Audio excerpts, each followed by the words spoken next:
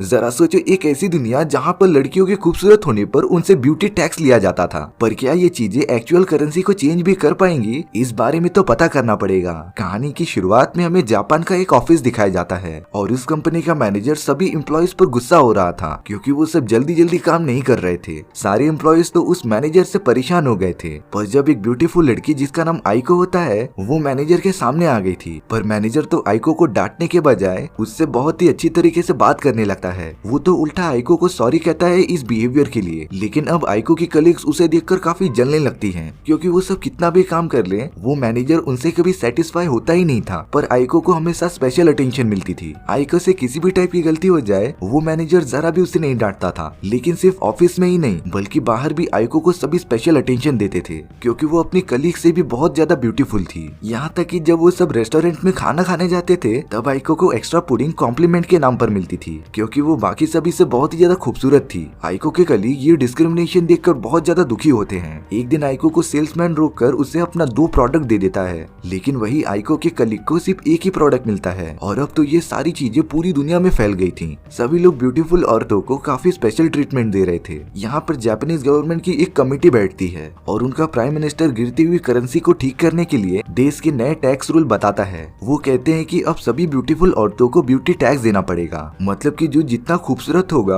उस हिसाब से उन्हें सभी को टैक्स देना पड़ेगा। कुछ औरतें तो इस रूल के एकदम खिलाफ थीं, पर प्राइम मिनिस्टर अपने इस डिसीजन पर टिका रहता है। उसके हिसाब से पूरी दुनिया में ब्यूटीफुल औरतों को काफी प्रिविलेज मिलता है। वो जहाँ भी जाएं उनके साथ सभी लोग अच्छा ही बिहेव करते थे, तो ये डिस्क्रिमिनेशन और ना बढ़े इसीलिए उन लोगों ने ये रूल निकाला था। और अगर कोई भी इस ब्यूटी टैक्स का उल्लंघन करेगा तो इसे जेल में बंद करके सजा दी जाएगी। अब ये लॉ पूरे देश में लागू हो जाता है। जब आइको और उसके दोस्त रेस्टोरेंट में खाना खाने के बाद बिल पे करते हैं तब आइको के दोनों कलीग्स ने हजार येन भरा था। लेकिन जब आइको की बारी आती है तब वो रेस्टोरेंट का मालिक उसे स्कैन करने लगता है। दरअसल वो आइको की ब्यूटी टेस्ट कर रहे थे कि वो ब्यूटी के कौन से लेवल पर है और उसी हिसाब से आइको को ब्यूटी टैक्स भरना पड़ेगा। फाइनल रिजल्ट निकलने पर ये पता चलता है कि आइको का ब्यूटी टैक्स 20% है, यानी कि अब उसे 1000 येन नहीं बल्कि उसे 1200 येन भरना पड़ेगा। और अब तो आइको को वो एक्स्ट्रा पुडिंग भी नहीं मिलेगी जो उसे कॉम्प्लीमेंट के रूप में मिलती थी। इसके बाद आइको जो कुछ भी खरीदने जाती उसे तो नॉर्मल लोगों से 20% एक्स्ट्रा ही पे करना पड़ रहा था। और ये सारी चीजें सभी ब्यूटीफुल वुमेन्स के साथ हो रही थी, जो कि एक तरह से सही भी था।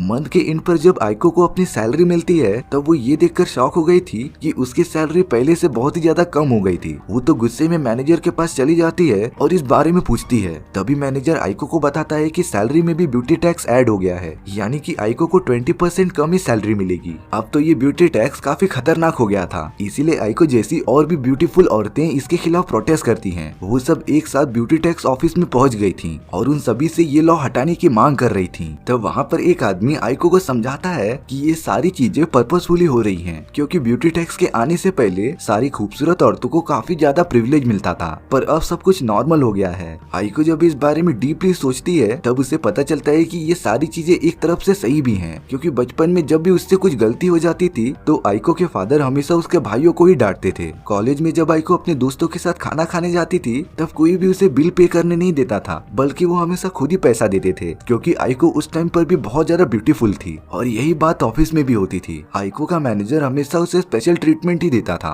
अब तो आइको भी समझ गई थी कि डायरेक्टली इनडायरेक्टली उसे अपने पूरे लाइफ में प्रिविलेज तो मिला है और अब गवर्नमेंट ने ब्यूटी टैक्स लाकर सभी वुमेन्स को इक्वलाइज कर दिया था। पर ये लॉ कितने टाइम तक टिक पाएगा, इसके लिए हमें इस कहानी की फुल लेंथ वीडियो देखनी पड़ेगी। अगर आपको इस स्टोरी का फुल लेंथ वीडियो चाहिए तो प्लीज कमेंट सेक्शन में बता दो और आपके कमेंट के हिसाब से हमारी टीम फुल लेंथ वीडियो लेकर आ जाएगी। अगर आपको मेरा एक्सप्लेनेशन 1% भी अच्छा लगा होगा ना तो वीडियो को लाइक एंड चैनल को सब्सक्राइब भी जरूर कर देना, क्योंकि इससे हमें काफी ज्यादा मोटिवेशन मिलता है आपके लिए इसी तरह की मजेदार स्टोरीज ढूंढ कर लाने के लिए। तो मिलते हैं नेक्स्ट वीडियो में। सी या।